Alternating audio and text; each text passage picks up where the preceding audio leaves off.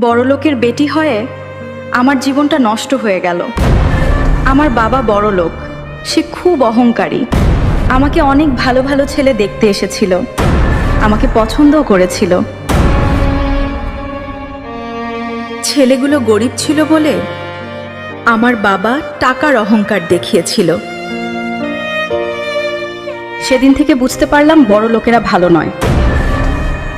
আমার বাবাকে এখন ঘৃণা লাগছে, তাই আমি বড়লোক ছেলেকে বিয়ে করব না, আমি গরিব ছেলেকেই বিয়ে করব। আমি ভালো করে বুঝে গেছি বড় লোকেরা অহংকারী হয়।